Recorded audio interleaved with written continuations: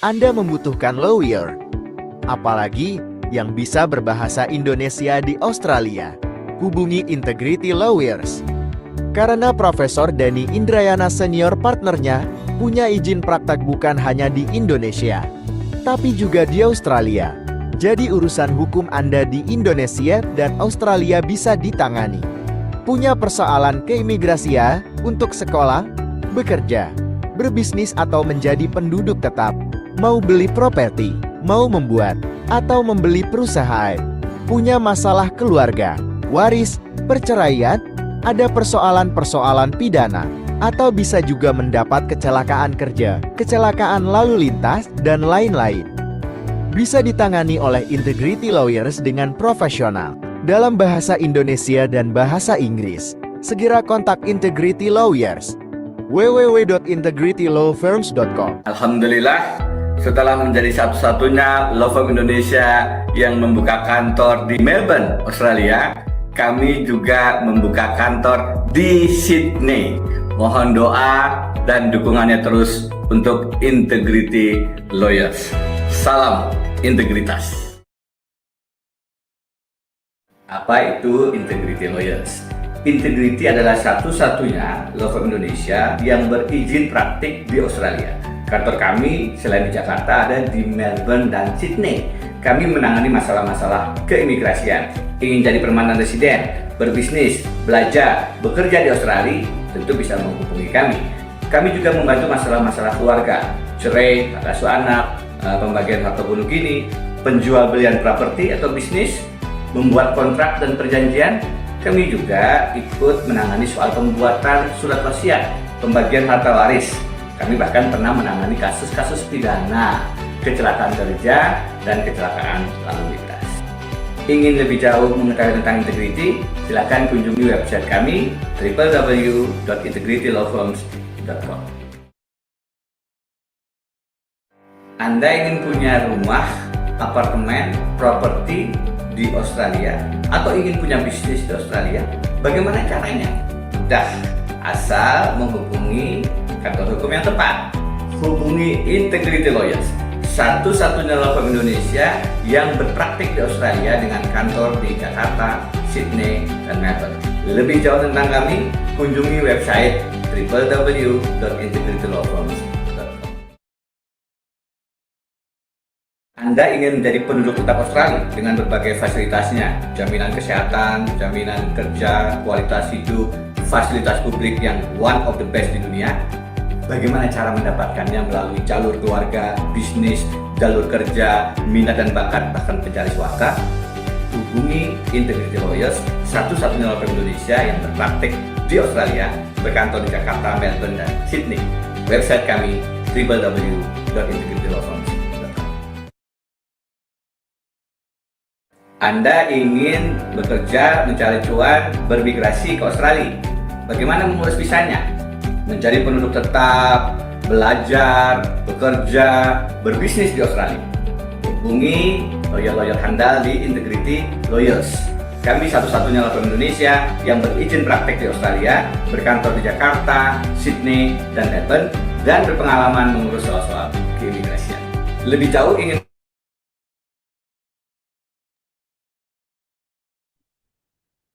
Ya, selamat sore teman-teman. Acara akan kami mulai pada pukul 16:10. Terima kasih telah menunggu.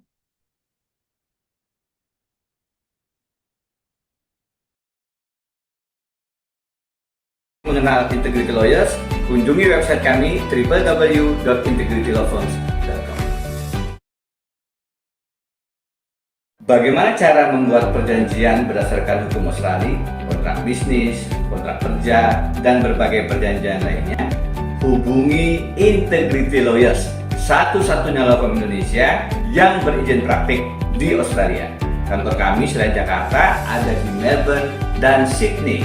Kontrak Anda bisa dengan mudah kami buatkan dan sesuai dengan kepentingan bisnis Anda. Lebih jauh tentang Integrity Lawyers, kunjungi website kami di www.integritylawfirms.com.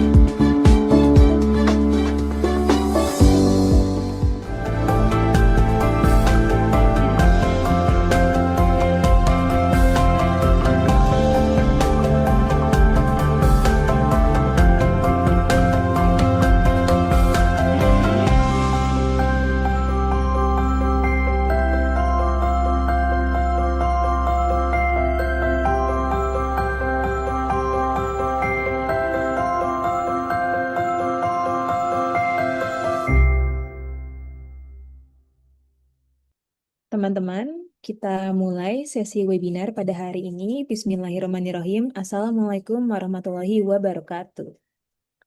Baik, teman-teman sekalian, selamat sore para hadirin dan selamat datang di webinar Integrity Lawyers bulan April 2026. Perkenalkan, nama saya Indah selaku moderator yang akan membantu webinar pada hari ini. Pada kesempatan kali ini, kita akan membahas tentang strategi memperpanjang masa tinggal di Australia, menghindari tuduhan putu loncat atau visa hopping. Australia kini telah memperketat aturan terkait penggantian visa tanpa meninggalkan wilayah Australia atau onshore visa switching, sehingga teman-teman yang berencana tinggal lama di Australia dengan berpindah-pindah visa atau visa hopping justru berisiko tinggi mendapatkan penolakan. Webinar ini diharapkan dapat memberikan informasi yang jelas kepada teman-teman yang berencana menetap di Australia ataupun yang sudah berada di Australia dan memegang temporary visa mengenai ketatnya peraturan visa hopping serta gambaran strategi legal untuk menetap lama di Australia tanpa dicap sebagai kutu loncat. Webinar ini nantinya akan disampaikan materinya oleh Prof. Denny Indrayana, Senior Partner pada Integrity Lawyers, serta Mas Razif Barokah, selaku Associate Partners pada Integrity Lawyers. Kedua narasumber telah mempersiapkan pembahasan yang sangat informatif bagi teman-teman. Saya lihat Prof. Denny sudah berada di room. Izinkan saya untuk menyapa Prof. Denny. Selamat sore, Prof. Selamat sore. Ini dia. Maaf ini saya sambil di kendaraan ini. Jadi mungkin masih gelap. Bentar lagi saya akan masuk rumah. Selamat sore buat Indonesia. Selamat malam dari Melbourne. Indah. Ya, selamat malam Prof. Denny. Kebetulan Prof. Denny ini sekarang sedang berada di Melbourne ya teman-teman. Prof. Denny akan menyampaikan materi pembukaan berupa gambaran umum visa hopping di Australia. Sebagai informasi, Prof. Denny ini merupakan senior partner di Integrity yang memiliki izin untuk berpraktik di Indonesia serta Australia. Oleh karena itu, kepada Prof. Denny, tempat dan waktu dipersilakan. Baik. Maaf ini sambil di jalan. Kebetulan baru sampai di rumah kerabat di sini. Silahkan ditampilkan aja presentasinya. Saya akan sedikit mengulas ya soal strategi memperpanjang visa atau masa tinggal di Australia tanpa punya efek dipersoalkan menjadi kutu loncat atau visa hopping. Silahkan, next slide. Barangkali yang pertama kita harus sama-sama pahami dulu apa itu visa hopping. Visa hopping adalah praktek berpindah visa dari satu visa ke visa yang lain secara berulang. Jadi lompat-lompat gitu. Biasanya dari dalam Australia atau onshore. Jadi ini dikatakan hopping seperti ilustrasi kelinci lah, meloncat-loncat. Strategi ini memungkinkan orang untuk memang tinggal lebih lama di Australia dan berusaha untuk terus mengajukan visa baru sebelum masa berlaku visa sebelumnya berakhir. Ini suara saya terdengar nggak ini, Indah? Terdengar, Halo? Prof. Denny. Terdengar, Prof. Denny. Oke, lanjut ke slide selanjutnya.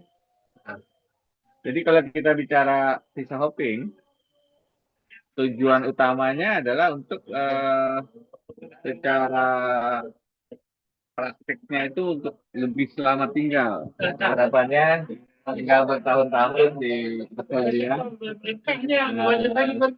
Meskipun nanti jalur ke PR-nya masih belum pasti. Jadi, bentar teman-teman. Jadi,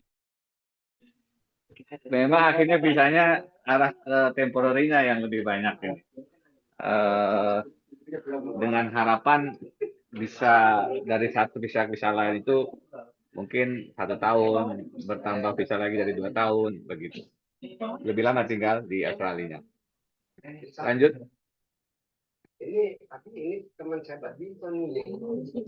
Nah, misalnya ini teman-teman contoh skema visa hopping. Awalnya tiba di Australia, kalau dulu biasanya lewat visa turis. Sekarang sudah tidak memungkinkan, dari visa turis pindah ke visa student. Visa 500 student. Nah, kalau ini kemudian didapatkan visa studentnya 2 tahun, lanjut ke visa working holiday visa misalnya. Ada yang begitu tuh. Working holiday visa ini kan bisa 3 tahun maksimal. Nah, setelah 3 tahun PHP hampir habis, pindah lagi ke visitor visa, habis itu student visa lagi. Nah, ini contoh bagaimana kemudian dari satu visa ke visa lain. Kalaupun ini memungkinkan, akhirnya akan menjadi isu di keimigrasian, karena salah satu hal yang paling banyak menjadi pertanyaan adalah kalau genuinitasnya dipersoalkan kemudian. Dan ini yang akhirnya menyebabkan beberapa aplikasi visa ditolak, dan visa lagi. Nah, itu juga salah satu, walaupun tetap sama, menyebabkan visa hopping semacam itu juga akhirnya di aplikasi selanjutnya ditolak. Ada sekarang pembatasan di bagian bawah itu ya. Perpindahan onshore misalnya dari 485 ke student visa itu tidak dimungkinkan, atau dari visa visitor ke visa student juga sudah ditutup, atau dari visa student ke WHP juga sudah dibatasi juga. Nah, kalau ada overstay lebih dari 28 hari, itu akan menjadi salah satu penyebab di ban untuk masuk entry ke Australia selama 3 tahun. Nah, ini hal-hal yang memang harus terus teman-teman perhatikan pada saat teman-teman berurusan dengan imigrasi Australia. Next slide, please.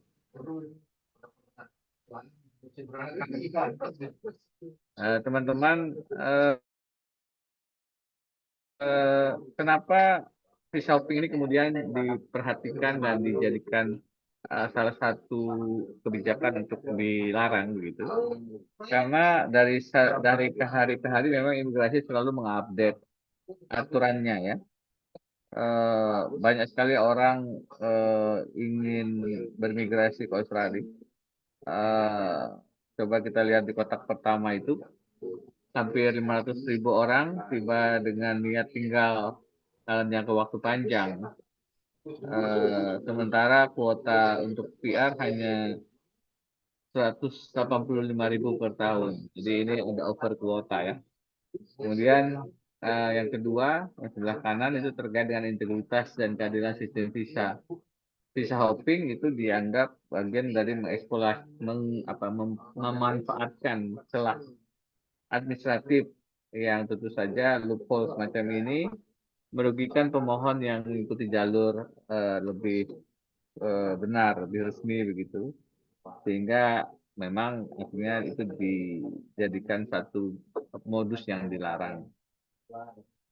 Yang lain juga karena tekanan terhadap perumahan dan infrastruktur akibat banyaknya visa pemegang visa holder yang loncat-loncat, tentu juga berpengaruh kepada housing, kemudian juga public transportation, infrastruktur yang terus mendapat tekanan begitu, karena diperlukan kemudian pengadaan infrastruktur yang lebih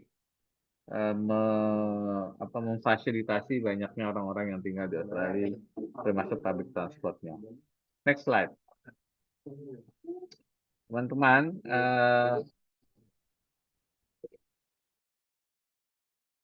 di 11 Desember 2023, pembatasan itu terjadi di imigrasi Australia.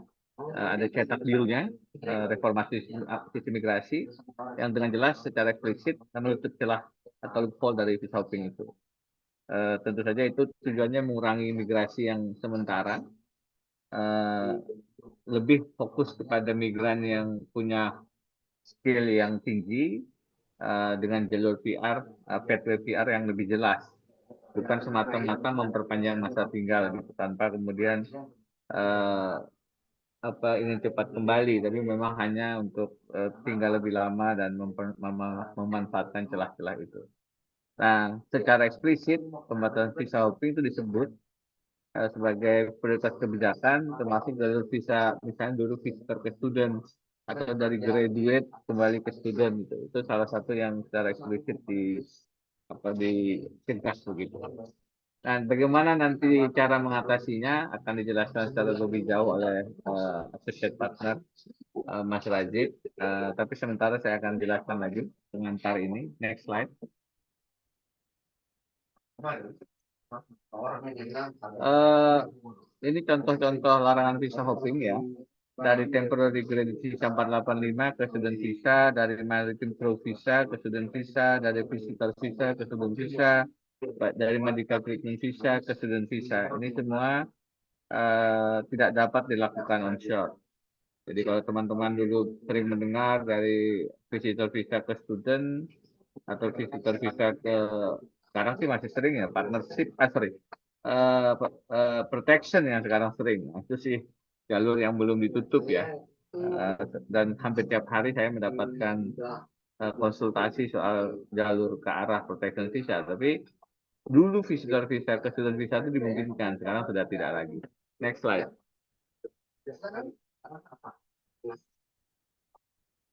Teman-teman, apa risikonya? Tentu saja penolakan, refusal.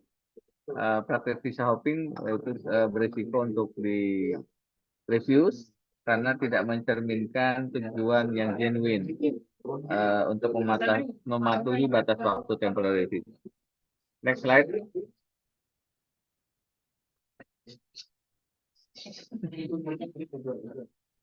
Apa dampak hukumnya dari visa refusal? Teman-teman mungkin familiar dengan Section 48. Artinya ini ada aturan yang jika permohonan ditolak, direview saat berada dalam Australia, maka secara hukum pengajuan visa-visa itu sebagian besar harus dilakukan dari luar Australia, tidak dapat lagi onshore. Nah, itu yang kemudian dikenal dengan Section 48. Jadi kalau misalnya sudah direview, kalau ingin apply visa visa kerja, visa partnership dan seterusnya, itu kemudian mesti keluar Australia dulu. Meskipun tentu ada cara-cara yang dimungkinkan ya, lawyering, teknik-teknik lawyering nanti mungkin bisa dijelaskan oleh Mas Rajib supaya Section 48 ini tidak kemudian menjadi kendala yang menutup semua kemungkinan. Tapi secara aturannya, secara normatifnya, Section 48 ini applied kalau sudah ada visa refusal. Next slide. Nah, teman-teman juga kalau sudah demikian harus memahami apa yang perlu dilakukan oleh aplikan ya. Karena status visa yang ditolak, maka harus dilakukan langkah-langkah mitigasi. Kalau sudah ada refusal, memang biasanya terbatas kemungkinan untuk melakukan mitigasinya. Tapi kalau dimungkinkan, kalau masih ada peluang-peluangnya ya biasanya appeal. Tapi ini kan kalau memang dari awal masalah genuinity-nya tidak isu gitu. Kalau bisa hopping, nah ini yang kemudian strategi bagaimana mitigasinya nanti Mas Rajib yang akan jelaskan. Next slide. Supaya saya tidak mengambil bagian dengan Mas Rajib.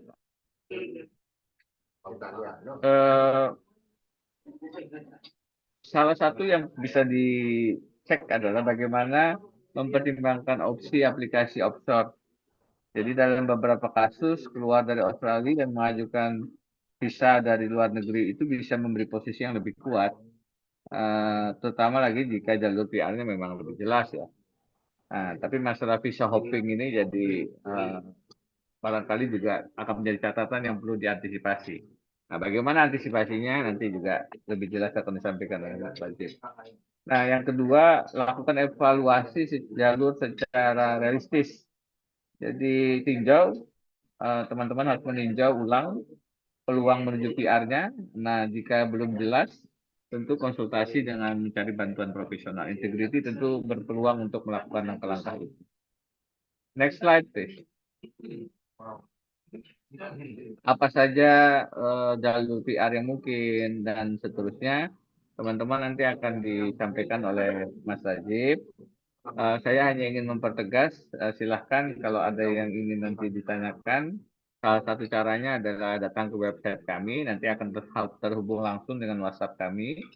Ini alamat website kami, www.integritylawfirm.com. Next slide. Integrity, next slide please. Ini program-program di Indonesia kebanyakan, mungkin bisa dilanjutkan. Next slide. Nah, ini ada tim kami yang ada di Indonesia dan juga ada tim yang bergerak di Australia. Kami lebih kurang 30 orang. Kantor kami ada di Jakarta, di City Lodge Sudirman, dan juga di Melbourne serta Sydney. Di Melbourne di Collins Street, di Sydney ada di Martin Place. Alhamdulillah, Integrity adalah satu-satunya law firm Indonesia yang punya izin praktek di Australia. Dan kami tidak hanya bergerak di bidang imigrasi sebenarnya, tapi juga di bidang family law, bisnis, property, real estate, termasuk juga bicara soal kriminal dan juga conveyancing terkait jual beli properti. Jadi kalau teman-teman juga membutuhkan bantuan-bantuan hukum selain keimigrasian, insya Allah Integrity juga bisa membantu. Next slide. Saya pikir selesai nih ya untuk pengantar. Dari saya kembalikan dulu ke moderator, mungkin nanti dilanjutkan oleh Mas Rajib. Terima kasih banyak teman-teman. Baik, terima kasih banyak Prof. Denny atas pemaparannya yang sangat-sangat informatif ya teman-teman. Ternyata Australia ini memang tidak main-main soal visa hopping. Lalu jalur legal apa yang kiranya bisa kita tempuh untuk menetap dalam jangka panjang di Australia? Informasi berikutnya akan dijelaskan oleh narasumber berikutnya, yaitu Mas Razif Barokah. Selamat sore Mas Razif. Selamat sore, Indah. Iya, izinkan saya memperkenalkan Mas Razif dulu ya kepada teman-teman. Mas Razif ini merupakan Associate Partner di Integrity Lawyers. Beliau juga graduate diploma of Australia Immigration Law dari Victoria University. Tentunya beliau sudah sangat ahli ya terkait bidang ini. Beliau akan menjelaskan lebih lanjut kepada teman-teman mengenai strategi memperpanjang masa tinggal di Australia secara legal agar tidak dicap sebagai kutu loncat oleh imigrasi. Kepada Mas Razif, tempat dan waktu dipersilakan. Terima kasih, Indah, atas waktunya. Assalamualaikum warahmatullahi wabarakatuh. Shalom, Om Swastiastu, Namo Buddhaya, dan salam kebajikan ke teman-teman semua. Saya boleh minta bantuan share screen-nya ya. Untuk materi kali ini, saya akan melanjutkan apa yang sudah disampaikan oleh Profesor Denny, sangat lengkap tadi. Hal-hal terkait dengan visa hopping. Boleh di slideshow, boleh continue.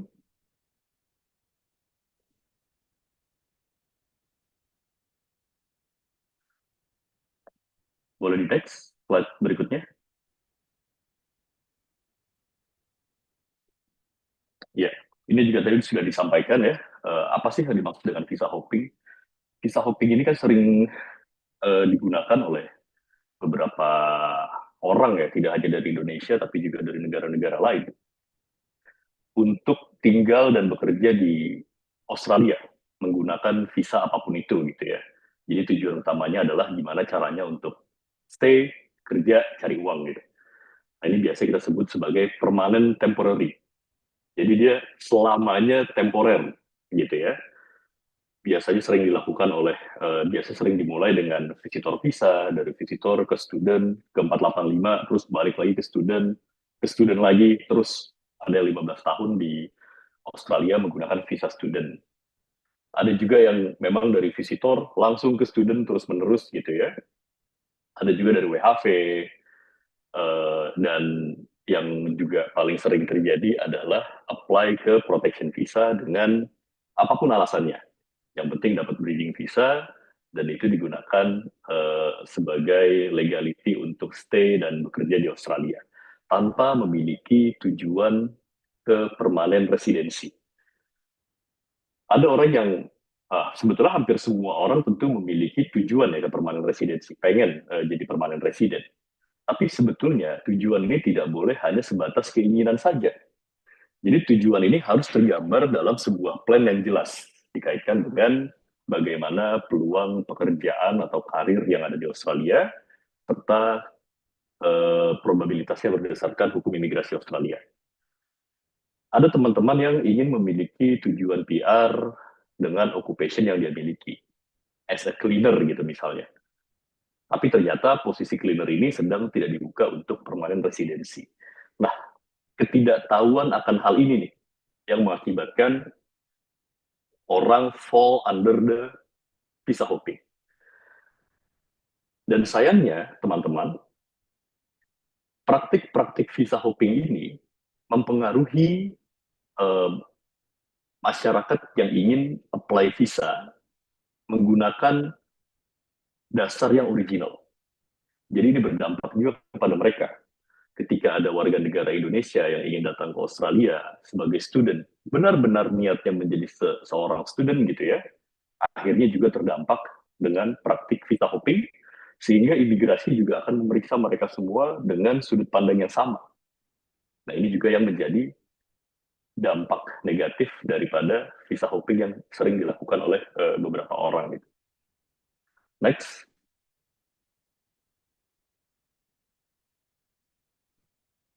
Nah, ini adalah mitigasi yang dilakukan oleh imigrasi Australia dalam mencegah praktik visa hopping. Jadi secara formil mereka merubah aturannya untuk menggagalkan aplikasi di sektor formalitas gitu ya. Jadi bahkan orang baru apply langsung dinyatakan invalid, nggak diperiksa lagi gitu sama imigrasinya. Itu invalidity, dan ada juga di level penilaian grant or refuse-nya gitu. Jadi walaupun aplikasinya valid, pemeriksaannya jauh lebih ketat. Jauh lebih banyak data-data yang diperiksa secara manual, bahkan besar kemungkinan untuk imigrasi mengirimkan permohonan informasi-informasi tambahan. Kita lihat dari Juli 2024 misalnya, imigrasi membuat satu legislatif instrumen yang clear, menyatakan bahwa beberapa jenis visa tidak boleh lanjut ke visa lain, untuk utamanya student ya, secara onshore. Itu clear tuh, ada penambahan. Jadi ada beberapa orang yang menghubungi kami, keluarganya ingin pindah dari visitor ke student onshore. Kita bilang nggak bisa. Oh kemarin bisa, saya bisa, tapi ternyata sudah dilakukan sejak 2023, sementara legislatif instrumennya baru di 2024 gitu lah. Ini perubahan-perubahan ini sering terjadi gitu. Kemudian nggak lama, Februari 2026 juga ada penerbitan policy baru yang ini secara general ya, menyatakan bahwa imigrasi akan lebih ketat dalam memeriksa English requirement dan beberapa hal lainnya untuk beberapa visa tertentu seperti visitor, student, dan beberapa visa working. Jadi kalau kita lihat semakin ke sini, estimasi finalisasi visa itu lebih lama. Karena sekarang politik hukumnya imigrasi jauh lebih ketat dalam memeriksa. Dan nggak lama, 27 Maret 2026 kemarin, Indonesia turun levelnya nih. Assessment country-nya, levelnya Indonesia turun. Dari level 1 ke level 2. Nah, akibatnya apa? Akibatnya sama. Dalam menilai aplikasi visa dari warga negara Indonesia, itu proses pemeriksaannya jauh lebih ketat. Tadinya kan kita ada di level 1 tuh, dari 2024 kita naik ke level 1. Misalnya ada warga negara Indonesia yang ingin apply student visa di kampus-kampus biasa aja gitu misalnya ya, kampus-kampus level 2 atau level 3 gitu, pemeriksaannya masih nggak terlalu ketat banget tuh. Nah, tapi karena sekarang level country-nya yang turun ke level 2, kalau applicant apply di kampus-kampus yang nggak top ya, nggak masuk ke level 1 kampusnya, waktu itu pemeriksaannya jauh lebih ketat dan jauh lebih lama. Bisa jadi akan banyak section 56 atau permohonan informasi tambahan yang dikeluarkan oleh imigrasi sebelum mengabulkan visa seseorang, gitu. Utamanya di student visa. Ini lagi-lagi ini karena apa? Ya, pemerintah Australia melihat data bahwa trennya semakin banyak warga negara Indonesia yang melakukan visa hopping gitu. Nah, ini yang menyebabkan akhirnya Australia mengubah beberapa legislatif instrumen untuk mengantisipasi hal ini. Next.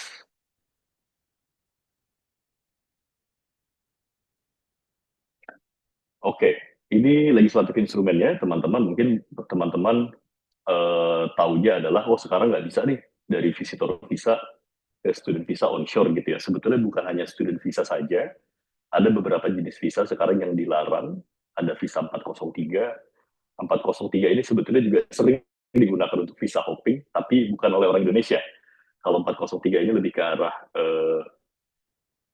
penduduk-penduduk di wilayah Pasifik ya, utamanya Timur Leste gitu. Nah, itu sering dipakai juga.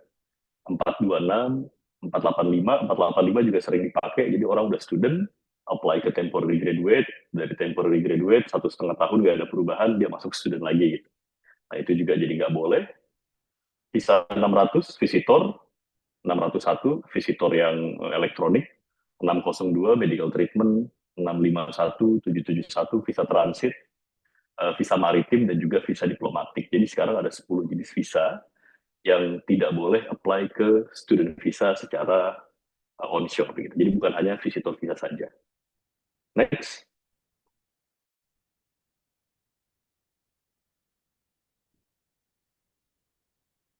Nah, akibat adanya praktik visa hopping ini, dan kita lihat disambut dengan perubahan beberapa legislatif instrumen yang dilakukan oleh imigrasi, apa yang harus kita lakukan sebagai seorang calon visa applicant untuk terhindar dari kategori visa hopping? Karena sangat banyak yang dialami oleh teman-teman, mereka sama sekali tidak memiliki niat untuk visa hopping gitu ya, memang benar-benar ingin lanjut student, butuh ilmunya untuk dibawa ke Indonesia gitu, misalnya mau ambil cookery, chef, carpentry gitu-gitu, tapi akhirnya fall under visa hopping. Imigrasi akhirnya menolak. Nah, apa sih yang harus kita lakukan agar terhindar dari visa hopping tersebut? Yang paling utama adalah ini, merancang rencana dan strategi jangka panjang menuju permanent resident sebelum melakukan aplikasi visa. Ini sangat penting untuk kita bisa mengetahui kemana sih plan kita ke depan. Dan apakah plan yang kita inginkan atau yang kita rancang gitu ya, itu linear dengan hukum imigrasi di Australia. Jangan sampai, pertama, kita tidak memiliki plan apapun, dan yang kedua adalah, kalaupun kita punya plan, ternyata plan-nya ini tidak possible berdasarkan hukum Australia. Jadi ketika aplikasinya diajukan berdasarkan plan tersebut, imigrasi Australia dengan mudah mengatakan bahwa ya, ini visa hopping dan akhirnya direfuse, ditolak. Untuk orang-orang yang memang ingin visa hopping gitu ya, apalah ya, lebih buruknya lagi adalah untuk orang yang tidak punya rencana visa hopping, nggak mau ngakal-ngakalin gitu ya, circumvent Australian law, tapi ternyata dinilai sebagai visa hopping. Nah, itu kan sangat merugikan sekali. Next.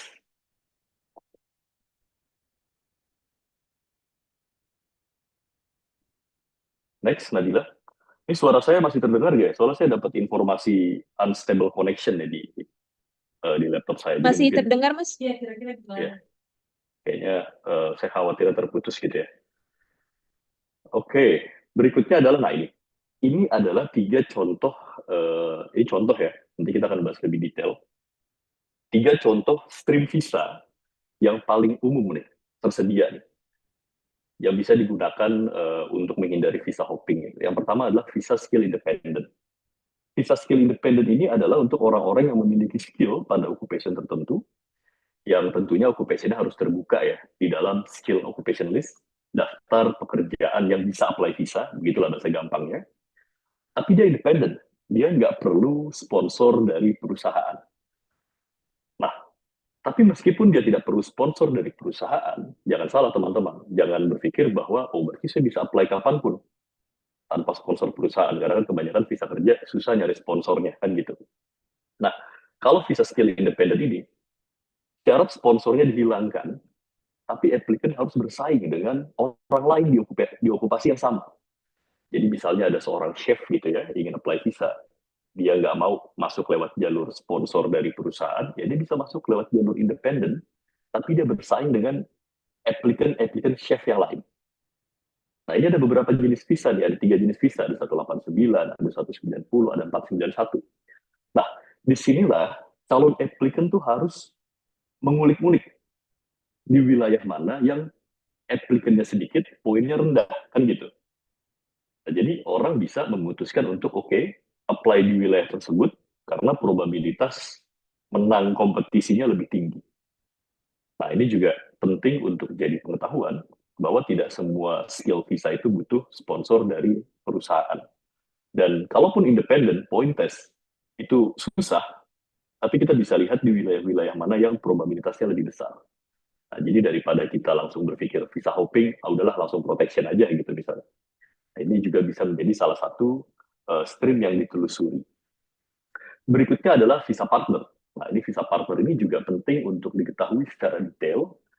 Banyak rekan-rekan yang akhirnya tidak jadi untuk apply visa partner dengan alasan, wah hubungan saya belum berjalan 12 bulan, belum berjalan 1 tahun, jadi kan nggak eligible, nggak bisa gitu ya. Akhirnya udah deh cut off protection, cut off visa hopping.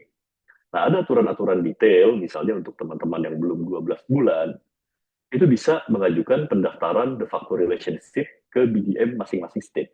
Misalnya di Victoria bisa apply di BDMV. Kalau apply di BDMV dan mendaftarkan statusnya, maka syarat hubungan 12 bulan itu bisa dikesampingkan, diganti dengan pendaftaran de facto relationship ke instansi yang berwenang. Atau ada juga misalnya yang terhambat karena nggak tinggal bareng. Wah, saya nggak tinggal bareng nih, jadi nggak bisa gitu ya. Nah, sebetulnya itu juga bisa dicari alternatifnya. Bagaimana caranya? Ya menyusun statutory declaration mengenai compelling and compassionate. Bahwa tidak tinggal bareng, tapi nggak permanen loh terpisahnya. Ada loh waktu-waktu di mana dia mengalokasikan waktu untuk tinggal bareng, tinggal bersama, misalnya di setiap weekend, bareng-bareng gitu. Karena kalau di weekdays-nya harus terpisah, karena kerja di state yang berbeda, atau di konsol yang berbeda gitu kan. Jadi bisanya bareng-bareng cuma pas weekend doang. Nah, itu bisa untuk dilakukan. Jadi memang sangat banyak, hukum imigrasi ini sangat detail, sangat kompleks gitu ya. Nah, sehingga penting untuk kita tahu seluk-beluknya. Nah, yang ketiga ya tentu yang paling umum ada visa sponsor perusahaan. Nah, kita cari perusahaan untuk memberikan sponsor, bekerja di occupation yang terbuka. Next.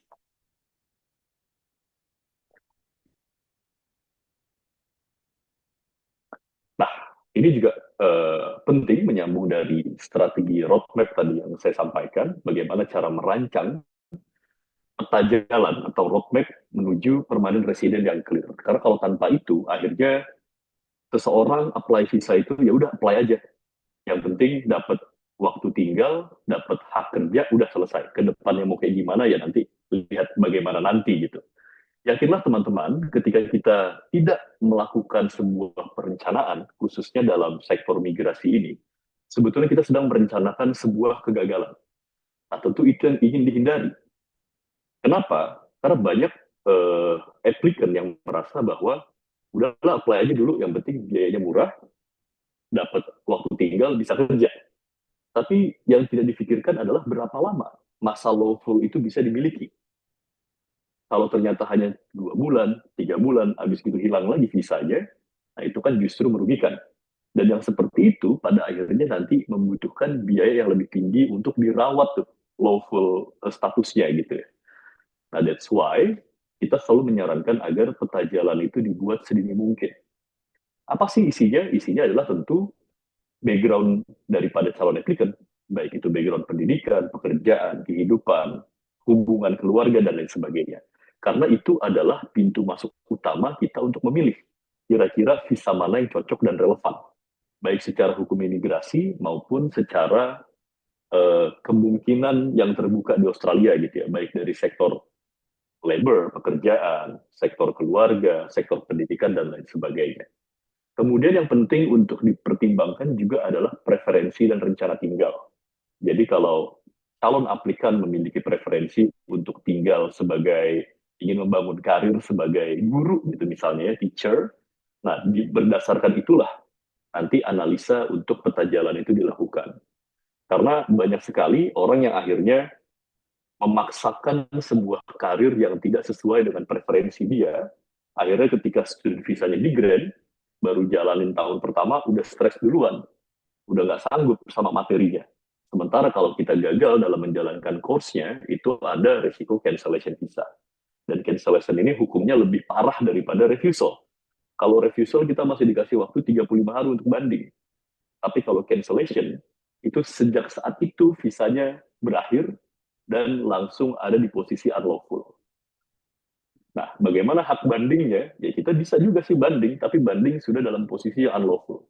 Kalau refusal, dia banding dalam posisi yang tidak unlawful. Kemudian isinya apa lagi? Tentu isinya adalah konstruksi hukum imigrasinya yang berlaku. Termasuk tadi salah satunya menjabarkan mengenai visa-visa apa aja sih yang nggak boleh apply visa onshore, student visa gitu. Nah itu hanya salah satu tuh teman-teman. Ada hukum yang lebih general lagi yang berlaku dalam kondisi tertentu, orang tidak bisa apply visa onshore apapun itu, misalnya, kecuali protection. Nah itu juga perlu untuk dijelaskan. Atau ada teman-teman yang sudah memiliki pengalaman kerja 3 tahun di occupation yang terbuka di visa. Ada perusahaan yang ingin memberikan sponsor dan lain sebagainya, tapi ternyata dia pegangnya bridging visa E misalnya. Nah, itu nggak bisa tuh langsung otomatis apply ke visa 482. Kalau dia apply ke 482, invalid. Sayang-sayang uangnya dan lain sebagainya. Jadi penjabaran mengenai konstruksi hukum imigrasi yang berlaku dikaitkan dengan circumstance calon applicant itu sangat penting untuk para applicant ini menentukan dan melakukan sesuatu yang berguna untuk aplikasi PR-nya nanti gitu. Entah itu PR, entah itu mau dimulai dengan temporary resident terlebih dahulu. Berikutnya ada situasi peluang pekerjaan atau pendidikan di Australia. Ini juga menjadi bahan yang penting untuk dianalisa.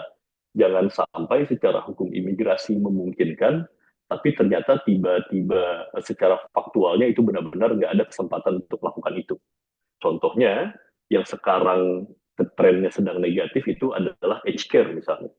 Dulu aged care itu sempat menjadi primadona. Orang semua ambil aged care, begitu lulus, dapat pekerjaan sebagai aged care. Nah, tapi sekarang ada perubahan, bahkan aged care sekarang dikeluarkan dari skill occupation list. Nah, jadi memang hanya perusahaan-perusahaan tertentu saja yang sudah mendaftar labor agreement yang bisa hire aged care dari luar, overseas aged care gitu ya. Nah, ini juga perlu dianalisa dan tidak hanya untuk profesi aged care, untuk seluruh profesi tergantung dengan preferensi masing-masing calon applicant. Gitu. Nah, baru dari seluruh analisa tadi akan menghasilkan sebuah kesimpulan mengenai pathway apa yang paling tepat, pathway apa yang paling tersedia, bagaimana tata cara untuk memenuhi eligibility dari pathway, alternatif pathway yang ingin ditempuh. Jadi untuk calon applicant A, misalnya tersedia 3 pathway. Yang pertama adalah langsung apply permanent resident misalnya, jika eligible. Untuk orang-orang yang misalnya memiliki pengalaman kerja 3 tahun full time di bidang yang memang terbuka. Jadi dia tinggal cari sponsor gitu. Atau alternatifnya apa? Alternatifnya apply student dulu. Misalnya untuk teman-teman yang WHV biasanya nih ya, tidak bisa langsung pindah ke working, akhirnya masuk ke student dulu. Syaratnya kurang apa saja, ambil studentnya bagusnya di program studi apa, di wilayah mana, yang bisa mendukung atau mempermudah aplikasi PR-nya nanti. Karena ada juga beberapa klien yang kami temui, apply student tanpa pertimbangan yang matang, akhirnya keluar uang, apply student, begitu lulus, pekerjaannya nggak terbuka untuk okupasi visa working. Jadi ternyata dia hanya beli waktu, buying time, di student visa gitu loh. Tidak ada pathway untuk selanjutnya. Kemudian yang terakhir misalnya ada pathway independent visa. Nah biasanya independent visa ini pointers itu dilakukan paralel. Jadi dia kan menunggu undangan ya. Undangannya itu kan dengan apply expression of interest. Jadi orang apply expression of interest, lalu dilengkapi tuh dengan berbagai kebutuhan. Misalnya expression of interest-nya di-apply, sambil dia belajar bahasa Inggris, dia tes mati, certified. Begitu lulus, disubmit lagi ke expression of interest, poinnya nambah, poinnya nambah, poinnya nambah. Hingga pada kesempatan tertentu, dia berhasil menang kompetisi dibanding dengan applicant yang lain, dan dapat invitation dari state atau dari Commonwealth untuk apply visa secara independen tanpa sponsor. Gitu. Nah, pathway inilah nanti yang akan dijabarkan di dalam peta jalan dan menjadi pegangan untuk orang bisa memutuskan apply visa apa saja, bagaimana caranya, tanpa fall under the visa hopping kriteria. Next. Ini juga menjadi salah satu strategi yang penting untuk teman-teman pahami. Biasanya yang kita langsung rujuk untuk mengecek eligibility sebuah visa itu adalah website imigrasi. Kita pilih subkelasnya, kita masuk ke bagian eligibility, di situ nanti ada beberapa list yang harus dipenuhi untuk apply visa. Nah, tapi yang penting dipahami adalah saat ini dengan kondisi di mana Indonesia turun kasta gitu ya dari level 1 ke level 2, website saja tidak cukup teman-teman. Karena yang disampaikan di dalam website itu benar-benar hanya informasi-informasi umumnya saja. Nah, sementara dengan situasi sekarang, applicant itu harus menyusun persyaratan dan dokumentasi yang benar-benar lengkap sesuai dengan regulasi yang diatur di Australia. Kalau kita lihat di sini misalnya, kita bandingkan, ini sebelah kiri website ya. Di website ini untuk visitor visa misalnya, ada 6 kriteria yang harus dipenuhi. Health requirement, character requirement, nggak punya utang gitu kan, punya profil finansial yang cukup, genuine visitor, sama best interest of the child. Akhirnya artinya nggak punya ketergantungan terhadap anak minor gitu ya, yang butuh kehadiran dia di negara asal. Hanya ini saja. Tapi kalau kita lihat regulasinya, sebetulnya yang dibutuhkan itu sangat banyak. Teman-teman bisa lihat yang di sebelah kanan. Nah, ini adalah bagaimana cara migration lawyer untuk menilai atau menyusun sebuah dokumentasi dalam aplikasi visa. Jadi, benchmarkingnya tidak hanya website, tapi memang yang harus dilihat adalah regulasinya. Dan di regulasi, list yang diminta itu sangat panjang, sangat lengkap gitu ya. Di situ juga baru kita bisa temukan apa sih yang dimaksud dengan genuine visitor misalnya. Kalau di website kan kita tahunya cuma dia mau stay temporary, sama patuh terhadap kondisi visa yang ada. Kan gitu. Just it. Nah, sebetulnya tidak sesimpel itu. Untuk menilai ini, selain mengacu ke ini ada dua produk hukum yang harus dilihat. Selain daripada Migration Regulation 1994, khusus untuk visitor visa misalnya ada juga Minister Direction-nya. Jadi direksi khusus yang dikeluarkan oleh minister. Dan ini tidak hanya berlaku untuk visa visitor. Untuk seluruh visa, di berbagai persyaratan itu ada penjelasan detailnya. Nah, inilah problem yang kita hadapi sekarang. Pasca Indonesia diturunkan country assessment level-nya, pengisian aplikasi, melengkapi dokumen, pemberian informasi, itu benar-benar harus sesuai atau addressing-nya sesuai dengan apa yang dipersyaratkan dalam regulasi. Kalau kita buat hanya sesuai dengan website, nah itu yang akan mudah imigrasi untuk menilai, wah ini visa hopping nih. Karena kita mintanya apa, under the regulation, tapi yang di-submit apa gitu. Jadi nggak ketemu. Nah, pada bagian-bagian inilah, peta jalan menjadi penting, rancangan strategi menjadi penting. Next. Nah, ini kalau teman-teman tahu, ada banyak sekali subkelas visa sebetulnya. Dan di masing-masing subkelas visa ini, itu ada banyak streamnya lagi gitu. Jadi misalnya kita lihat ada student visa misalnya. Kita kan tahu cuma subkelas 500 lah gitu ya. Tapi kan di situ ada yang TAFE, ada yang FAT, ada yang higher education, ada yang post higher education, and so on and so on. 403 misalnya, subkelas 403 itu di dalamnya ada stream khusus untuk Asia Pasifik, ada stream khusus negara-negara tertentu gitu ya, ada stream khusus aktivitas-aktivitas tertentu dan lain sebagainya. Nah, pengetahuan ini juga yang penting untuk dipahami oleh calon applicant. Kenapa? Karena kebanyakan mereka memiliki eligibility di bidang tertentu, tapi karena dia tidak paham tentang jenis-jenis visa yang tersedia, akhirnya salah apply. ada orang-orang yang memiliki skill yang sangat khusus gitu. Misalnya pelatih silat misalnya gitu ya, itu kan di Australia nggak ada tuh. Dia pelatih silat, punya pengalaman kerja yang lumayan, misalnya 2 tahun atau 3 tahun. Tapi karena pelatih silat ini tidak ada di 482, jadi akhirnya, wah berarti nggak ada pilihan lain. Ya udah deh, protection dulu gitu misalnya, sambil nunggu kesempatan-kesempatan yang ada. Nah itu kan jadi keliru. Padahal seharusnya dia bisa masuk lewat visa 408 misalnya, untuk highly specialist skill gitu ya. Jadi sepanjang ada organisasi yang membutuhkan keahlian itu, dia bisa masuk lewat visa itu. Nah, hal-hal yang semacam ini yang perlu untuk benar-benar dipikirkan secara matang. Oleh sebab itu, pengetahuan terhadap stream-stream visa, subclass visa yang ada, itu sangat penting agar seorang applicant tidak salah apply visa sehingga fall under the visa hopping kriteria lagi. Gitu. Nah, ini memang sangat penting ya untuk dipahami, dan inilah juga yang harus masuk dalam rancangan strategi di awal tadi tuh. Jadi dalam menyusun rancangan strategi, bekal utamanya itu adalah ya pengetahuan terhadap masing-masing subkelas ini. Bagaimana cara mencari eligibility-nya dan lain-lain sebagainya. Sehingga sebelum apply visa, sebelum menjalankan sebuah rencana jangka panjang, itu roadmap-nya sudah ada, sudah diketahui. Sehingga apa? Sejak awal tidak terjadi kesalahan dalam aplikasi. Gitu. Next. Nah, ini juga yang penting teman-teman ketahui dalam rangka membangun genuinitas.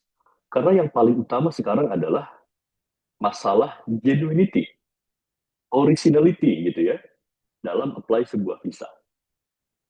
Orang-orang yang ingin berkunjung ke Australia menggunakan visa visitor, itu ada syarat genuine-nya, harus genuine. Working visa juga ada, partner visa juga ada, visitor visa juga ada.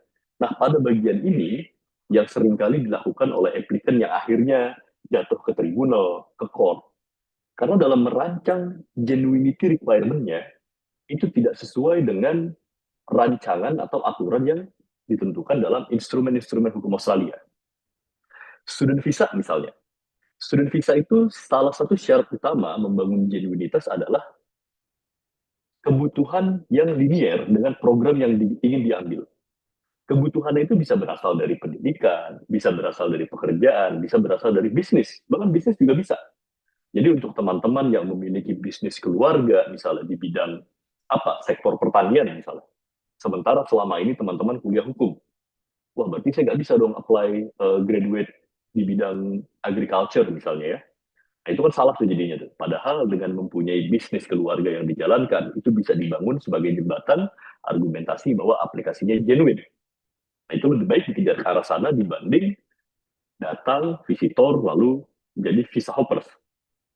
Apply protection gitu misalnya, atau visa-visa lain yang sebetulnya tidak tepat. Jadi akhirnya hanya nunggu refuse, banding ke ERT, and so on, and so on. Nah, bagaimana dengan working visa? Working visa sama. Jadi teman-teman jangan berpikir bahwa sepanjang punya sponsor aman. Nggak begitu. Bahkan kalau working visa ditolak, itu lebih gede lagi ruginya tuh. Karena biaya aplikasinya lebih mahal, biaya yang dikeluarkan oleh employer juga lebih mahal gitu. Jadi ketika teman-teman sudah memiliki sponsor, pastikan bahwa pengalaman kerja yang dipunya itu sudah sesuai dengan apa yang dipersyaratkan. Masalah jam kerja. Jadi nggak sebatas pengalaman kerja saya 3 tahun kok, tapi ternyata 3 tahun kontraknya nggak full time, tapi casual atau bahkan part time. Dari 3 tahun cuma 2 bulan kerja, cuma 3 bulan kerja, atau pekerjaannya dicampur. Misalnya ingin disponsorin sebagai forklift driver gitu misalnya, tapi selama ini pekerjaannya ternyata nge-forkliftnya cuma 20%. Sisanya lebih ke arah stock person misalnya gitu ya. Nah itu juga harus hati-hati tuh. Harus dibongkar betul-betul, dipahami betul-betul, sehingga yang didemonstrate ke imigrasi itu benar. Nggak sampai keliru. Itu sayang kalau salah dan dianggap pekerjaannya nggak genuine. Partner visa juga sama. Jadi nggak cuma sebatas, saya punya pasangan kok, Australian citizen, atau Australian permanent resident gitu ya.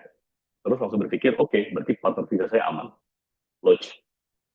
Ternyata di refuse, akhirnya harus kayak RT, bahkan sampai ke court, dan lain sebagainya. Karena hubungannya dinilai tidak genuine.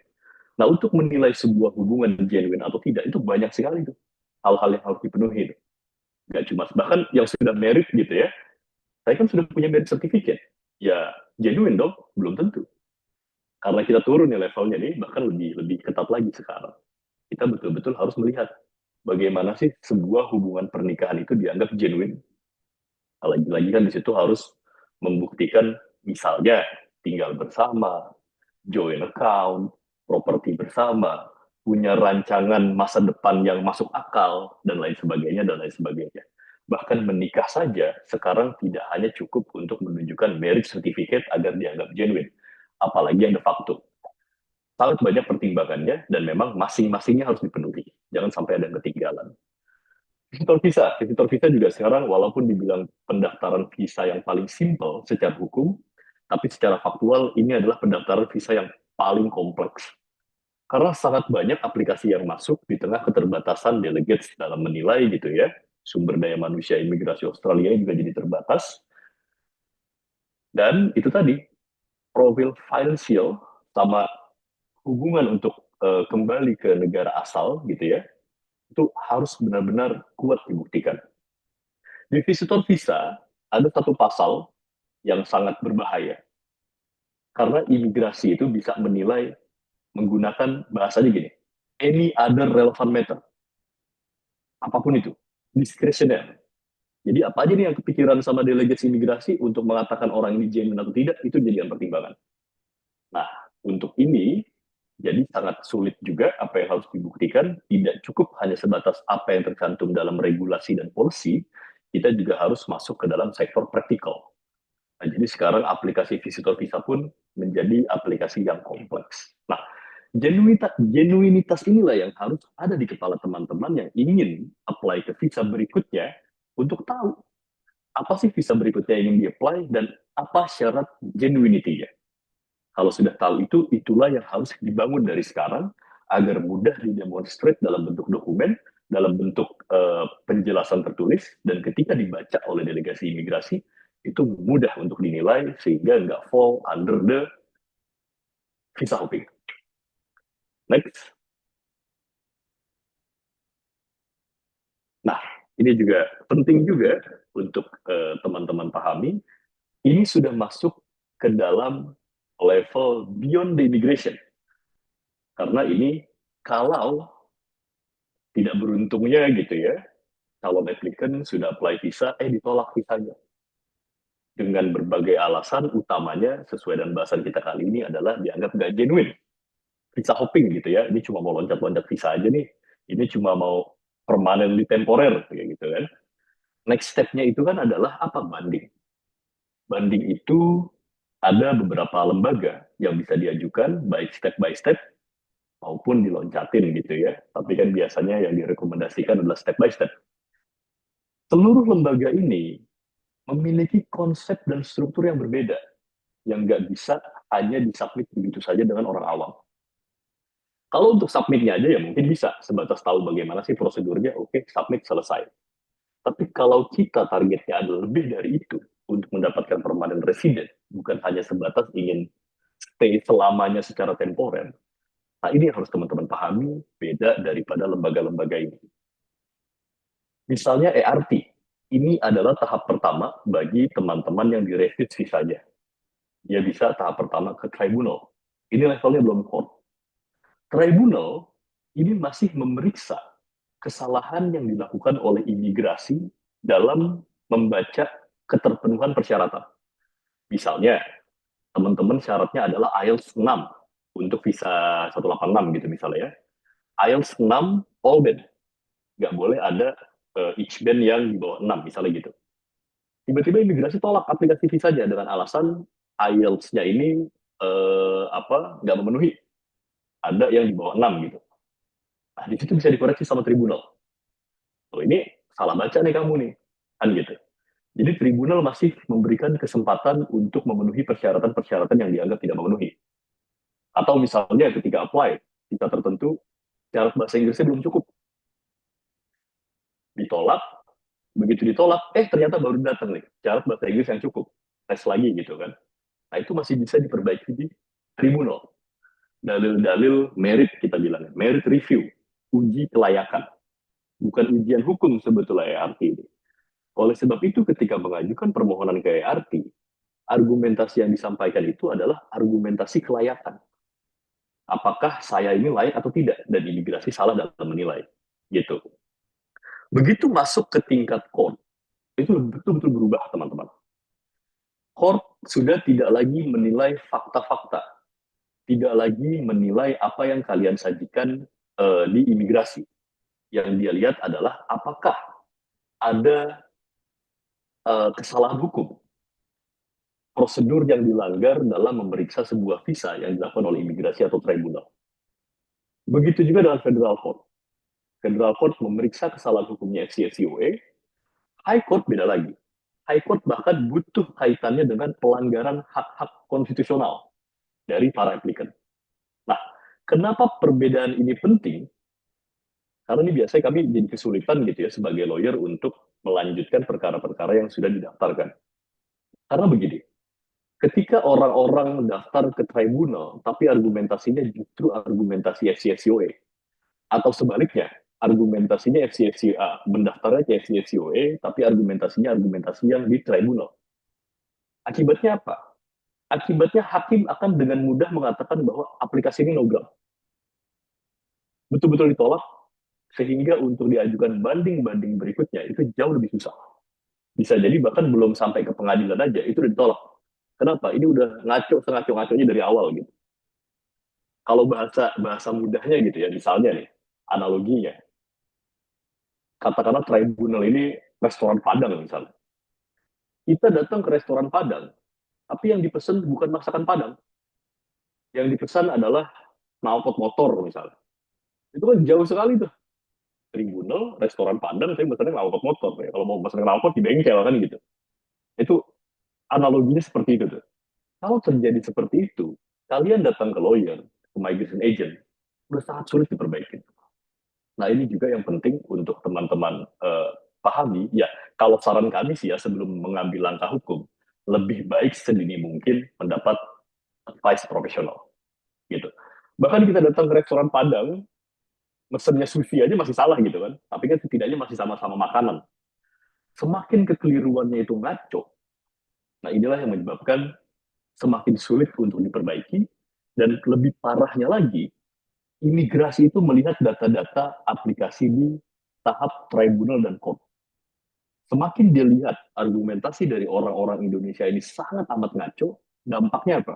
Dampaknya tadi, Indonesia country assessment turun dari level 1 ke level 2. Akhirnya apa? Teman-teman yang memiliki mimpi untuk bermigrasi ke Australia menjadi semakin sulit.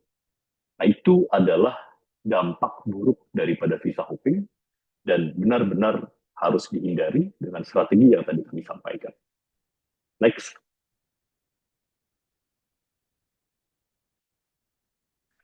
Ternyata itu adalah slide terakhir dari saya, teman-teman. Ini adalah website kami, integritylawfirms.com. Kalau teman-teman akses, di situ akan ada banyak sekali artikel tentang imigrasi Australia. Teman-teman bisa baca di situ, belajar di situ.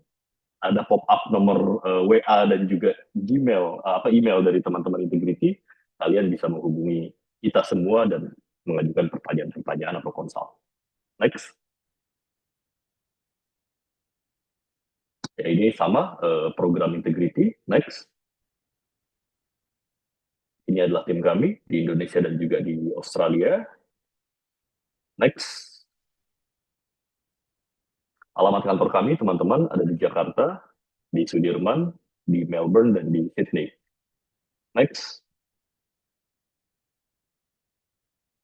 Silakan menghubungi kami. Ini kontak kami, ada di Jakarta, yang di Sydney dan Melbourne juga ada tadi emailnya, dan juga nomor WhatsApp yang bisa teman-teman hubungi dalam rangka tidak ada imigrasi sebetulnya ya. Seluruh aspek hukum bisa kita tangani karena kami bukan registered migration agent, tapi kami lawyer. Jadi lawyer itu bisa juga untuk ngurus imigrasi gitu ya, dan seluruh aspek hukum yang berlaku di Australia. Next. Oke, itu terakhir. Demikian dari saya. Terima kasih. Saya kembalikan ke Mbak Ina.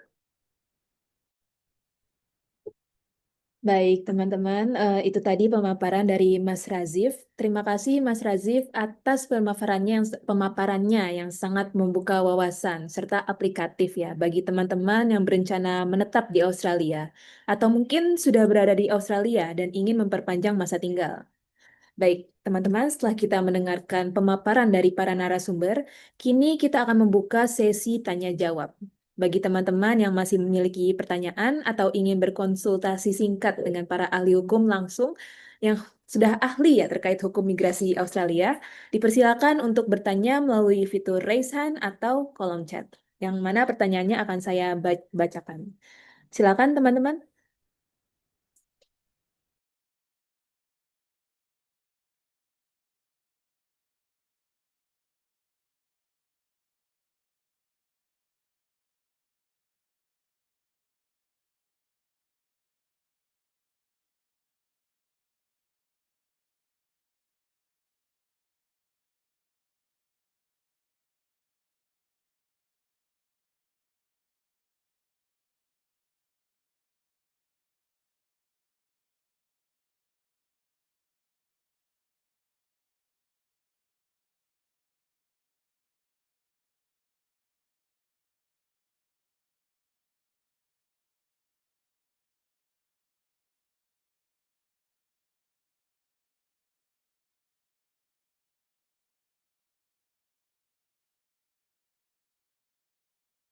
Nggak ada pertanyaan kayak gini, Indah.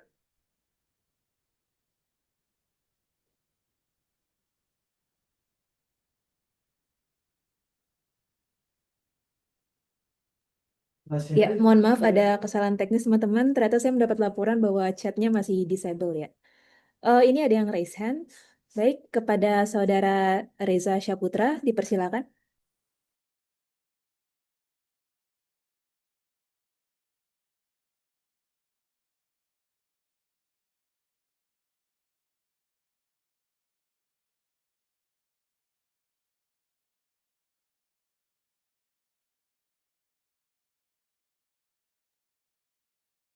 Halo, apakah nama saya terdengar?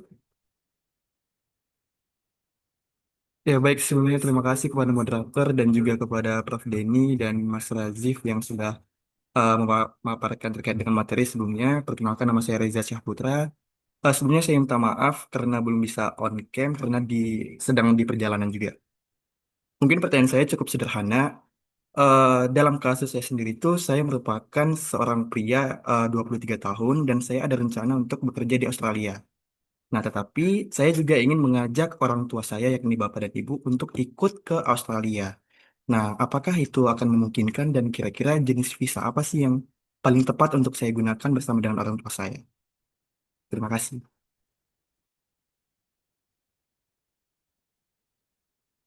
Langsung saya jawab atau gimana, Indah?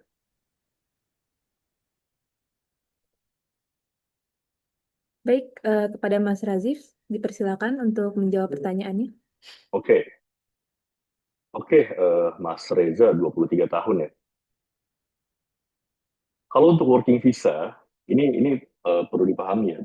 Kalau untuk 23 tahun itu sebetulnya masih sangat banyak ya peluang-peluang visa yang bisa di-apply. Karena salah satu syarat utama visa itu kan usia. Jadi semakin muda itu semakin bagus. Nah, yang pertama harus dilihat itu adalah apply visa kerja. Kunci utamanya itu adalah occupation-nya terdaftar di skill occupation list. Jadi Mas Reza harus pastikan bahwa pekerjaan Mas Reza itu terdaftar di occupation list Australia. Kalau tidak terdaftar, ya nggak bisa tuh pakai working visa. Baik itu independent maupun employer nomination gitu ya, employer sponsor. Kalau pekerjaannya terdaftar, nah tinggal pilih jenis visanya. Ada working visa yang nggak bisa bawa keluarga, misalnya WHV. Nah biasanya kan untuk orang-orang yang masih di bawah 30 tahun ini, primadonanya WHV. Karena dia gampang tuh, apply-nya, tinggal WRS di WHV di Indonesia gitu kan. Nah, tapi untuk WHV, dia nggak bisa bawa family. Dia betul-betul visa untuk satu orang aja gitu. Nah, apa visa-visa work yang bisa bawa family? Banyak. Ada visa 482, ada visa 494, ada apa lagi ya, visa 491. kalau mau mulai dari temporer visa. Kalau mau langsung ke permanen ada 186, ada 189, ada 190 gitu ya. Dan hampir semua visa yang disebutkan tadi itu kecuali WHV itu dia bisa bawa member of family unit. Gitu. Jadi Mas Reza bisa bawa member of family unit itu adalah keluarga dekat yang levelnya adalah orang tua, istri, anak, itu bisa dibawa ke Australia as a dependent gitu. Tapi biaya juga jadi lebih mahal tentunya karena harus bayar juga biaya-biaya keluarga yang mau apply, dan lagi-lagi tergantung jenis visanya ya. Kalau visa employer sponsor, family yang mau dibawa itu juga harus disetujui oleh perusahaan gitu.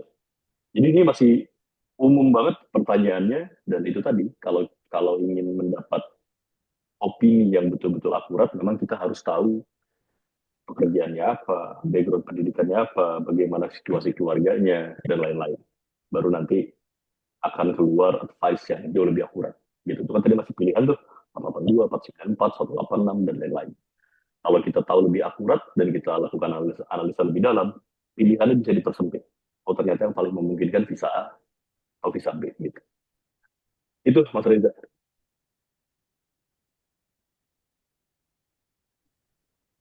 Baik, terima kasih Mas Razif. Kita berlanjut ke pertanyaan berikutnya ya. Ini ada pertanyaan, wah cukup panjang nih, dari Saudara Hadi Wira Hidayah. Assalamualaikum, selamat sore. Saya izin bertanya, apa batasan hukum yang membedakan perpanjangan visa yang sah dengan praktik visa hopping menurut kebijakan Department of Home Affairs Australia? Bagaimana menilai genuine temporary entrant agar tidak dicurigai menyalahgunakan visa untuk tinggal lebih lama? Dan apa indikator yang digunakan otoritas imigrasi untuk mendeteksi pola visa hopping? Wah, cukup panjang nih. Untuk Mas Razif, tempat dan waktu dipersilakan. Iya. Eh, Secara umum tadi telah saya sampaikan di dalam materi presentasinya gitu ya, jawaban lengkapnya, tapi saya coba rangkum kembali. Sebetulnya satu sih keywordnya yang paling penting untuk kita pahami untuk menghindari visa hopping, yaitu itu tadi, genuinity. How to make a genuine reason gitu ya untuk apply masing-masing visa. Apa saja indikator yang digunakan?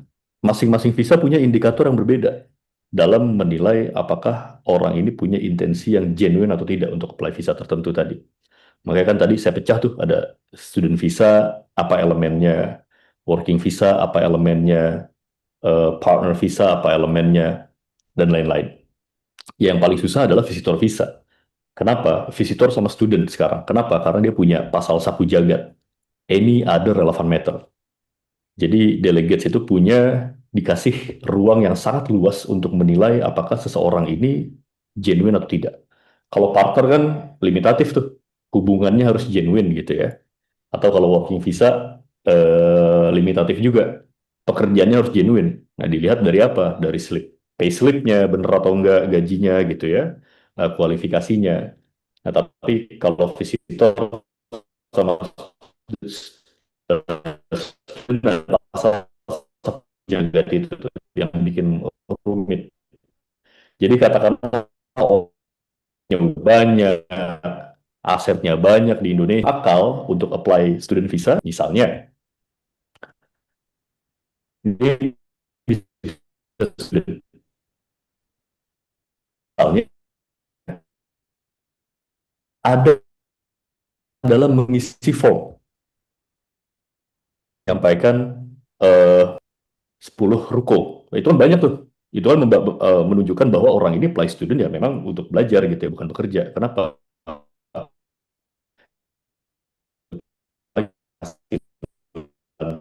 Tambahan penghasilan yang nggak masuk akal. Tapi ternyata dia salah ngisi. Ada bukan atas nama dia, atau betul lah itu punya dia, tapi namanya belum balik nama. Nah, itu bisa jadi pertimbangan imigrasi untuk menolak. Bahkan lebih parah lagi tuh, ditolaknya bisa dengan alasan bogus dokumen. PIC 4020, konsekuensinya apa? Di-ban masuk Australia selama 3 tahun. Nggak bisa apply visa lain gitu ya, selama 3 tahun. Itu bisa dilakukan untuk visitor sama student visa. Jadi kalau kita bicara apa aja indikatornya, masing-masing visa berbeda. Apa aja instrumen untuk memeriksanya? Sangat banyak. Belum lagi kalau kita bicara random checking. Nah, ini random checking memang berlaku untuk siapa saja, syaratnya lagi sial kan gitu. Jadi dia udah lengkapin semua berdasarkan praktik bisa semua gitu ya, tapi tiba-tiba dapat telepon dari imigrasi ditanya macam-macam, salah jawab, refuse. Lebih parah lagi di telepon nggak sempat ngangkat karena lagi kerja, tahu-tahu refuse gitu.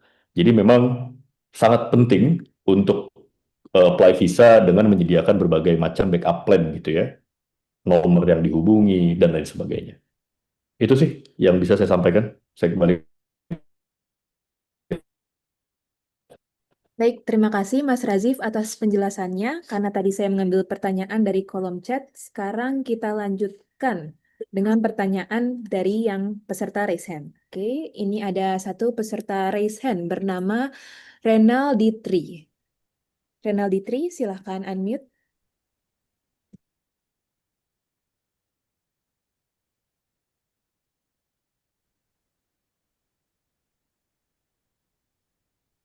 Maaf, bentar ya, saya parkir dulu ya. Lagi kondisi lagi nyetir. Maaf ya kak ya. Halo, Iya, silakan Kak. ini suara saya. Nah, bentar ya.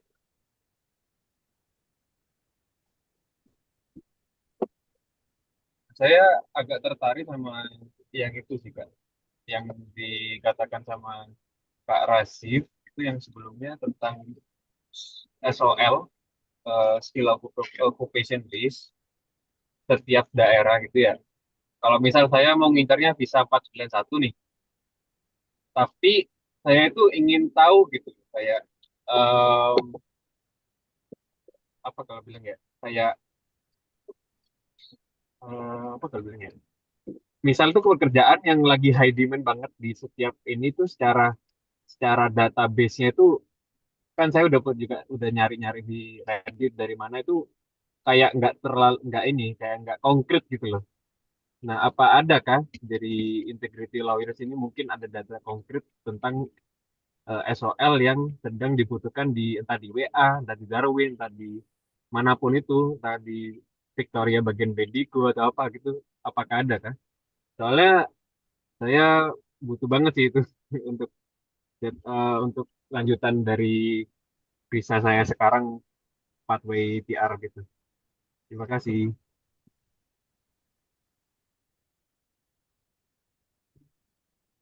Ya, oke, makasih Mas Renaldi pertanyaannya. Pertama, yang perlu saya disclaimer begini. Meskipun ada sebuah pekerjaan yang sedang sangat dibutuhkan gitu ya di salah satu state atau bahkan se Australia, itu tidak menjamin teman-teman akan dapat visa di pekerjaan tersebut. Begitupun sebaliknya. Jikapun ada occupation yang kebutuhan sudah banyak nih orangnya gitu ya, nggak lagi dibutuhkan banget, tapi yang terbuka di situ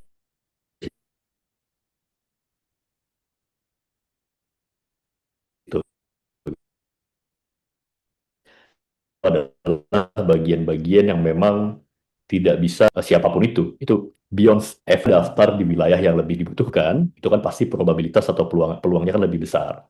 Bagaimana cara ngecek itu?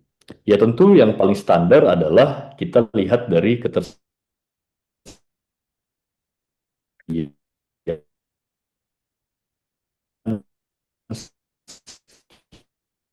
skill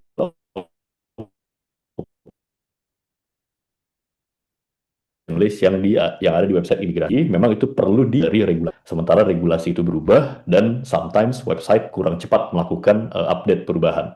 Jadi itu harus di cross check dari skill occupation list ke legislative instrument mengenai masing-masing visa, utamanya soal skill occupation list-nya. Nah, berikutnya yang perlu dicek juga itu adalah job shortage list. Nah, job shortage list ini juga bisa dicek ke website dan juga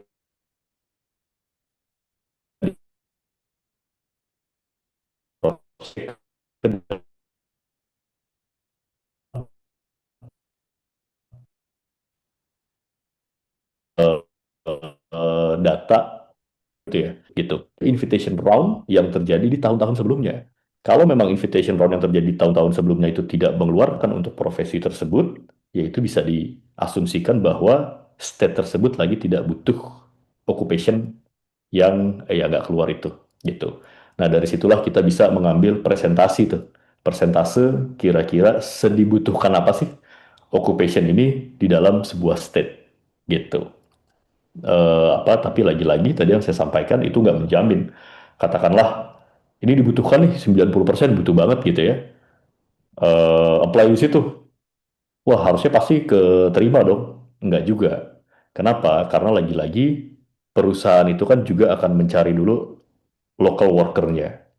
Kalaupun dia nggak dapat local worker, dia akan cari orang-orang yang memang memenuhi kriteria perusahaannya dulu tuh. Dan disitulah nanti akan ada persaingan. Bukan hanya dari applicant dari Indonesia, tapi kan juga applicant dari negara-negara lain. Itu sih yang bisa saya sampaikan, Mas Renaldi. Saya kembalikan ke Mbak Indah. Terima kasih Bang Raffi. Terima kasih juga kepada Mas Renaldi Tri atas pertanyaannya. Ini Saya Mas lihat Renaldi. ya, terdapat pertanyaan-pertanyaan lainnya ya. Namun karena waktunya terbatas, saya batasi hanya dua pertanyaan kembali ya teman-teman. Pertanyaan berikutnya, saya dari Mas Saudara Tony Miracle. Saya sudah bekerja di office selama 6 bulan, level 2 di OC. Syarat untuk ke subclass 482, IELTS-nya lebih rendah skornya setelah disponsori perusahaan. Silakan Mas Razif. Saya sudah bekerja di office selama 6 bulan, level 2 di OC. Level 2 ini apa maksudnya 6 bulan level 2? Syarat untuk kepala modal harusnya lebih rendah skornya setelah disponsori perusahaan. No, no. 482 itu tidak ada syarat lebih diturunin karena disponsori perusahaan. Tidak. 482 itu memang visa yang bisa di-apply kalau di perusahaan. Itu adalah jenis visanya gitu ya. Jadi gitu. Nah, memang ada jenis visa yang bisa melakukan penurunan syarat. Itu ada 3 jenis visa. Ada 482, 186, dan 494. Tapi khusus untuk stream yang namanya labor agreement. Apa sih labor agreement? Labor agreement itu adalah perjanjian khusus yang dijalin antara perusahaan, corporate, company, dengan imigrasi, dengan Commonwealth. Labor agreement ini ada banyak sekali jenisnya, ada sesuai masing-masing industrinya ya. Misalnya ada construction, ada healthcare industry, ada Minister of Religion, pork industry, horticulture. Yang paling familiar saya yakin buat teman-teman adalah DAMA, Designated Area. Nah itu juga salah satu jenis labor agreement. Untuk perusahaan-perusahaan yang terdaftar labor agreement tersebut, dia akan menawarkan 3 visa, 482, 186, atau 494. Nah, di perjanjian itu, dia bisa mengajukan penurunan syarat. Nah, ada beberapa elemen yang bisa diturunkan. Yang pertama itu adalah gaji, salary. Yang kedua itu adalah IELTS atau ya English requirement, utamanya IELTS. Ada juga usia, dan ada juga pengalaman kerja. Jadi misalnya untuk visa 482, IELTS-nya itu kan sekarang 5,5 ya. Tapi kalau perusahaannya terdaftar DAMA Agreement misalnya, nah di situ dia bisa mengajukan tuh perusahaan. Saya kesulitan mencari local worker dan overseas worker di occupation A misalnya ya, karena alasan ada yang bisa saya terima tapi bahasa Inggrisnya kurang. Nggak bisa 5,5, jadi saya minta diturunin dong, jadi 4,5 gitu. Itu bisa. Nah ini yang sudah otomatis dapat penurunan itu misalnya Morla. Morla itu kalau ada organisasi ingin ngerekrut misalnya pastor, imam gitu ya, mall. Nah itu bisa tuh. Kalau organisasi terdaftar Morla, Minister of Religion Labor Agreement, syarat bahasa Inggrisnya bisa jadi 4, bisa ditiadakan sama sekali gitu. Nah jadi 482-nya itu harus ditanya ke perusahaan. Perusahaan ini terdaftar labor agreement atau tidak.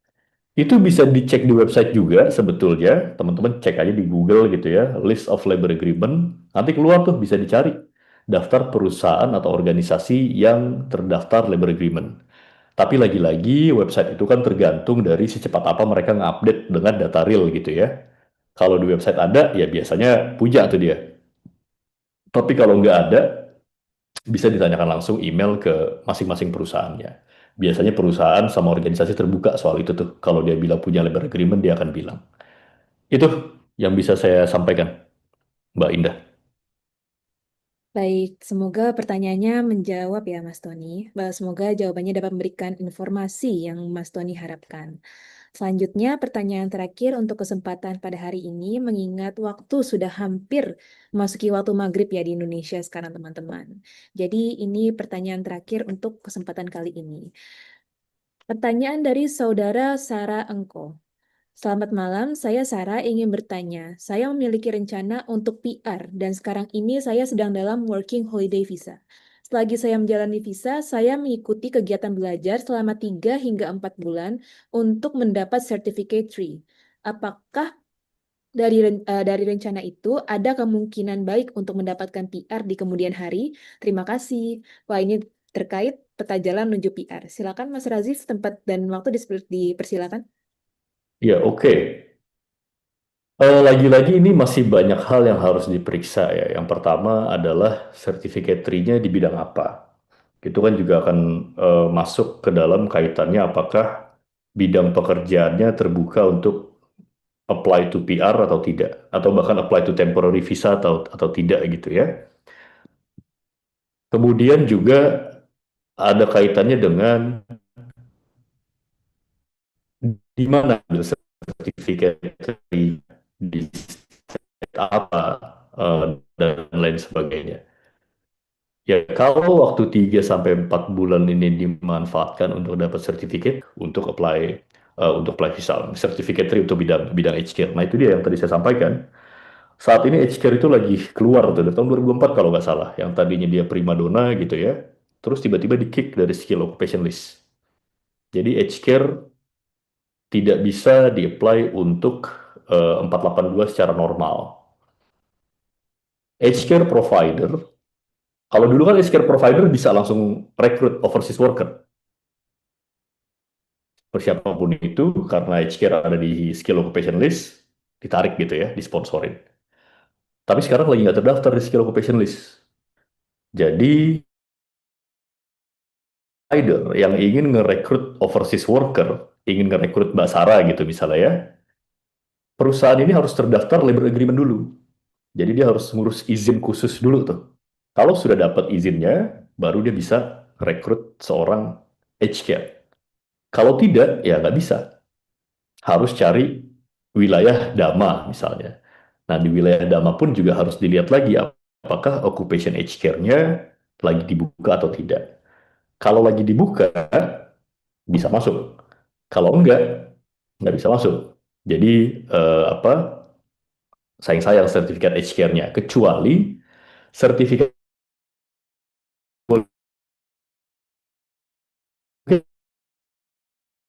ya,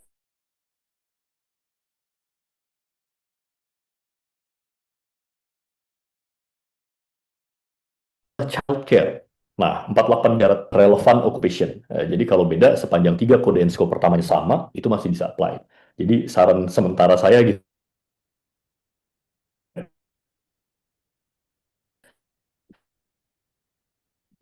Inilah tuh Mas Iwan.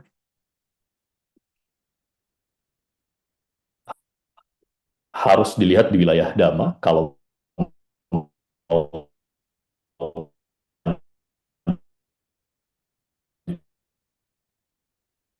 bidang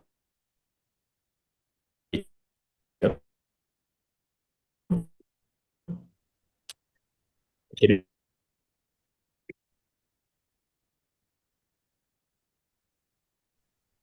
Mohon maaf, Mas Razif, sepertinya terdapat gangguan sinyal. Video Mas Razif terputus. Oke. Baik teman-teman, sepertinya terdapat gangguan sinyal dari narasumber kita, Mas Razif. Berhubung pertanyaan tadi sudah memasuki pertanyaan terakhir, untuk selanjutnya izinkan saya menyampaikan kesimpulan dari materi yang telah dibawakan oleh para narasumber kita. Yang pertama, visa hopping bukanlah solusi jangka panjang. Praktik terus-menerus berganti visa sementara seperti dari visitor ke student, lalu ke temporary graduate visa, lalu ke student kembali, dan seterusnya, semakin sulit dilakukan setelah Australia menetapkan serangkaian pembatasan. Yang kedua, genuinitas adalah kunci. Setiap aplikasi visa, baik itu student, visitor, partner, maupun skill, harus didukung oleh niat yang tulus dan konsisten. Jadi ketika mendaftar visa, pastikan Anda memiliki maksud dan tujuan penuh untuk mematuhi seluruh peraturan visa yang Anda aplikasikan. Ketiga, rencanakan PR roadmap sejak awal. Alih-alih berpikir bagaimana bisa melompat visa per visa, bangun strategi jangka panjang menuju permanent residency melalui jalur yang terstruktur. Skilled independent, partner, atau employer sponsored, banyak jalur menuju PR yang sesuai dengan hukum Australia. Disesuaikan dengan profil pendidikan, pekerjaan, dan kehidupan Anda, dan Anda dapat menjadi PR Australia secara legal. Lalu yang terakhir, ketahui hak Anda jika visa Anda ditolak. Penolakan bukan akhir dari segalanya. Tersedia jalur banding yang terstruktur, mulai dari ART, FCFCOA, FCA, hingga High Court of Australia, dengan batas waktu yang ketat. Jadi jangan tunda dan segera konsultasikan dengan migration agent atau lawyer terakreditasi. Iya. Pokoknya Baik, kalau udah nilai protection, satu-satunya harap cuma dari punya anak di sini. Kalau protesan, Iya, kalau sponsor punya anak di sini sama sponsor perusahaan udah itu doang. ya, baik teman-teman, kini kita sudah berada di penghujung acara, namun sebelumnya mari kita dokumentasikan sesi webinar pada hari ini dengan sesi foto bersama. Sesi foto bersama akan dipandu oleh rekan saya Nabila. Silakan Nabila. Baik, rekan-rekan, karena ini ada beberapa slide, saya akan mulai dari slide pertama. Boleh teman-teman nyalakan kameranya dulu ya. Kita akan ambil foto. Baik, saya mulai dari slide pertama. Oh, baik. Boleh senyum. Oh, masih akan ada yang menunggu sepertinya. Baik, sudah siap? 3, 2, 1. Baik, saya akan lanjutkan ke slide kedua. 3, 2, 1. Baik, sudah. Terima kasih, Indah. Baik, terima kasih Nabila atas bantuannya. Teman-teman, kini kita sudah benar-benar berada di penghujung acara. Saya ucapkan terima kasih banyak kepada para narasumber, Prof. Denny, serta Mas Razif. Tadi sempat terputus ya Mas, tapi tidak apa-apa. Terima kasih banyak Mas atas materi yang telah dipaparkan. Dan kami mohon maaf kepada para peserta atas gangguan teknisnya. Saya juga berterima kasih kepada tim panitia dan terutama kepada para hadirin sekalian yang telah menyempatkan waktunya untuk bergabung pada sesi webinar pada hari ini. Kami harap materi yang disampaikan dapat menjadi ilmu yang berguna dalam perjalanan aplikasi visa Australia teman-teman sekalian. Dan apabila teman-teman membutuhkan bantuan profesional lebih lanjut, jangan ragu untuk menghubungi Integrity Lawyers. Akhir kata, saya ucapkan terima kasih dan mohon maaf apabila terdapat kekurangan, kelebihan, atau kesalahan dalam berucap. Sampai jumpa pada sesi webinar berikutnya. Yang waktu Wassalamualaikum itu kan aku warahmatullahi telepon kan waktu itu mau wabarakatuh. kita cari gini-gini. Pas habis itu aku mikir, jadi urusin kayak gini. Terima kasih semua.